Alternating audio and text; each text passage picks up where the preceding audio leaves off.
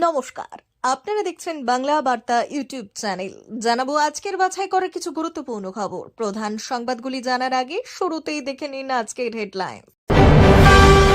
দোষ স্বীকার করলেই সব ম্যানেজ হয়ে যাবে, অফার দেন আইপিএস অফিসার বিস্ফোরক সঞ্জয়।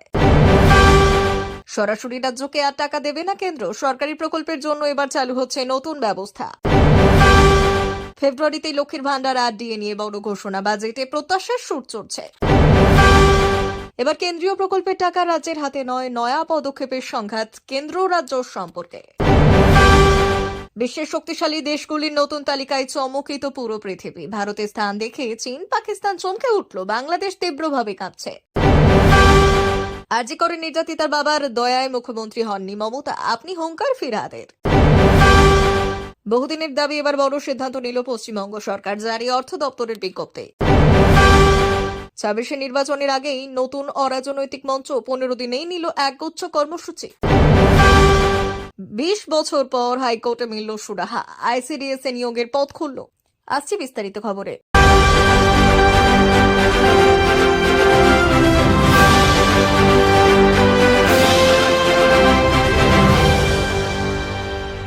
দোষ স্বীকার করলে বাকি সব ম্যানেজ হয়ে যাবে, এক আইপিএস অফিসার তাকে এমনই কথা বলেছিলেন বলে দাবি করল সঞ্জয় রায়। সংবাদ মাধ্যমে এই সময়ের প্রতিবেদন অনুযায়ী কলকাতা পুলিশের প্রাক্তন সিভিক ভলেন্টিয়ার দাবি করেছেন যে গ্রেপ্তারির পর লালবাজারের সেলের তার উপর অত্যাচার চালানো হয়, করা হয় মারধর, নগ্ন করেও চলে অত্যাচার। তারই মধ্যে আরেক আইপিএস অফিসারের কাছে নিয়ে যাওয়া হয়, সেখানে ওই আইপিএস অফিসার তাকে অফার দেন বলে দাবি করছে সঞ্জয়। আরজিকর মেডিকেল কলেজ এবং হাসপাতালে চিকিৎসকের ধর্ষণ এবং খুনের আমৃত্যু কারাদণ্ডপ্রাপ্ত সঞ্জয় দাবি করেছে ওই আইপিএস অফিসার বলেছিলেন যে সিভিক ভলেন্টিয়ার যেন দোষ স্বীকার করে নেয়, নিজের ঘাড়ে যেন দোষ চাপিয়ে নেয় সঞ্জয়, তাহলেই সবকিছু ম্যানেজ করে নেওয়া হবে।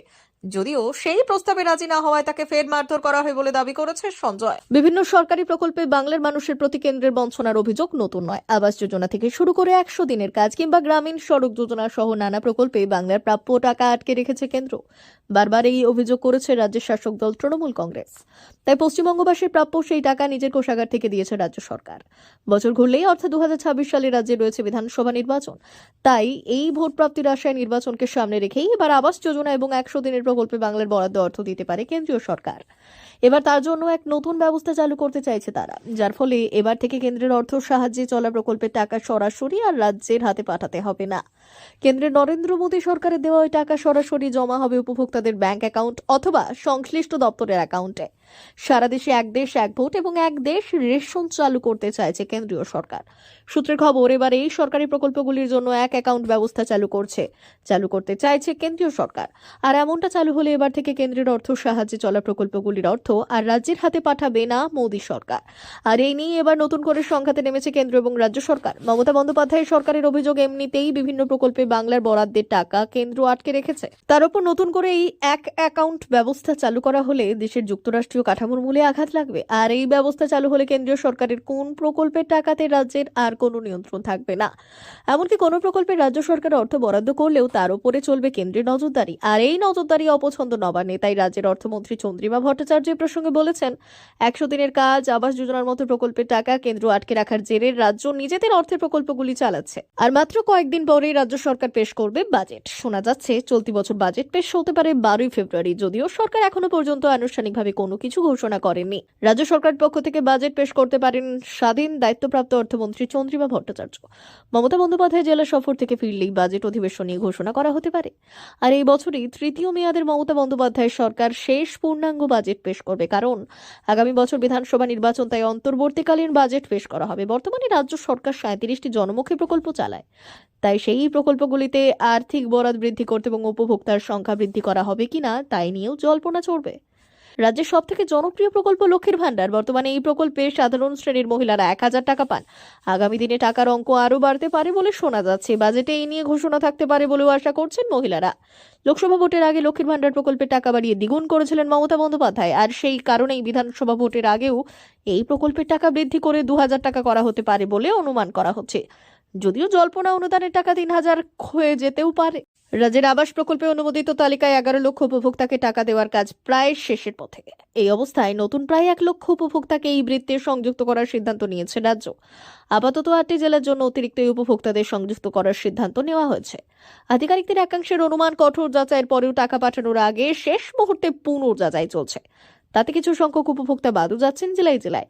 বেঁচে যাওয়া অর্থের কারণেই এই অন্তর্ভুক্তি। প্রশাসনিক পর্যবেক্ষকদের একাংশের মতে যে 8টি জেলাকে বাছা হয়েছে সেগুলি রাজনৈতিক সমীকরণের দিক থেকেও গুরুত্বপূর্ণ।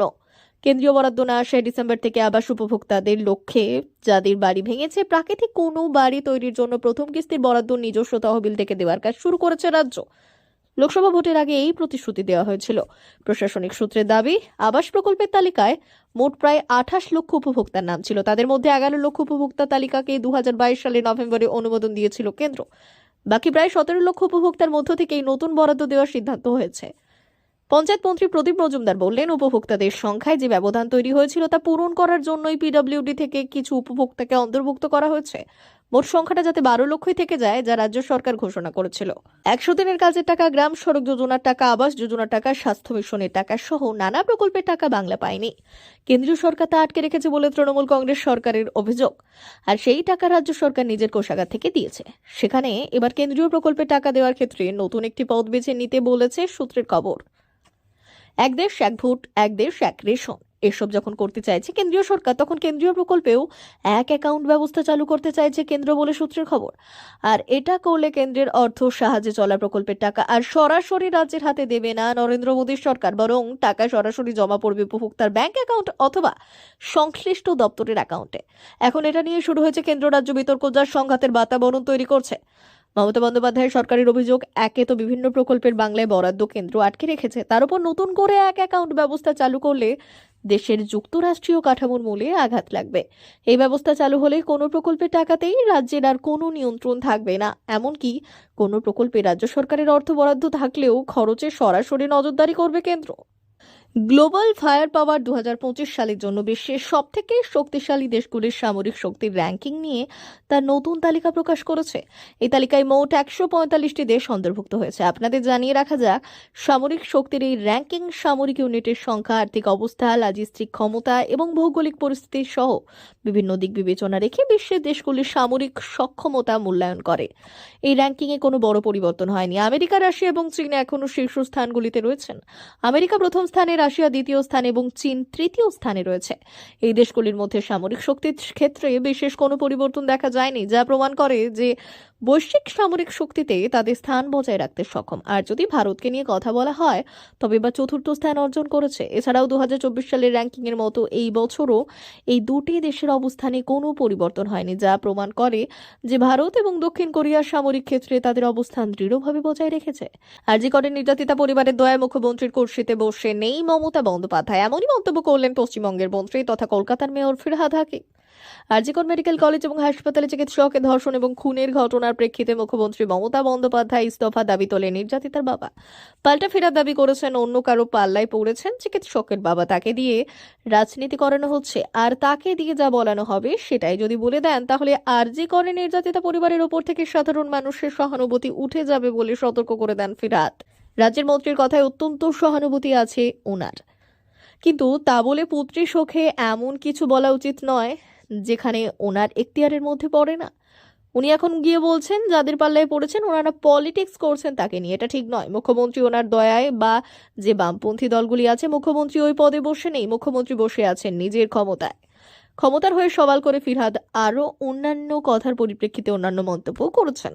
সরকারের এই কর্মীদের জন্য বিরাট বড় সুখবর। বছরের শুরুতেই নয়া সুবিধার কথা জানালো অর্থ দপ্তর।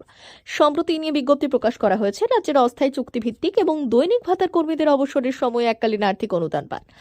আর এই অর্থ পেতে আর অপেক্ষা করতে হবে না। অবসরের সঙ্গেই হাতে আসবে টাকা, যাতে অবসরের পর এককালীন টাকা পেতে দেরি না হয়, সেই লক্ষ্যে বড় উদ্যোগ নিল রাজ্যের অর্থ দপ্তর। সিদ্ধান্ত হয়েছে, রাজ্যের বিভিন্ন দপ্তরের অস্থায়ী কর্মীদের অবসরকালীন সুযোগ সুবিধা এবার থেকে আর অফলাইনে নয়, অনলাইনের মাধ্যমে প্রদান করা হবে। গোটা বিষয়কে ডিজিটাইজ করা হবে এবং সম্প্রতি বিজ্ঞপ্তি জারি করে জানিয়েছে অর্থ দপ্তর। বিজ্ঞপ্তিতে জানানো হয়েছে, এবার থেকে ডিরেক্টরেট তার সমতল সংস্থাগুলি HRMS এর মাধ্যমে টার্মিনাল বেনিফিট পেতে অনলাইনের মাধ্যমে আবেদন জানাতে পারবেন। এতে সময় বাঁচবে অনেকটাই। অবসরের পর কর্মীদের আর অপেক্ষা করতে বা দপ্তরে দপ্তরে ঘুরতে হবে না। সরকারি বিজ্ঞপ্তিতে জানানো হয়েছে এবার থেকে টার্মিনাল বেনিফিটের ক্ষেত্রে ডিরেক্টর নিজেই অনুমোদন দিতে পারবেন। সংশ্লিষ্ট কর্মী অবসরের দিনই এই অনুদান পেয়ে যাবেন। উল্লেখ্য, প্রথমে রাজ্যে চুক্তিভিত্তিক অস্থায়ী এবং দৈনিক ভাতার কর্মীরা অবসরের সময় 3 লক্ষ টাকা পেতেন, পরে মুখ্যমন্ত্রী তা বাড়িয়ে 5 লক্ষ টাকা করেন। প্রিয় দর্শক, এখনকার মতো খবর এই পর্যন্তই। ধন্যবাদ।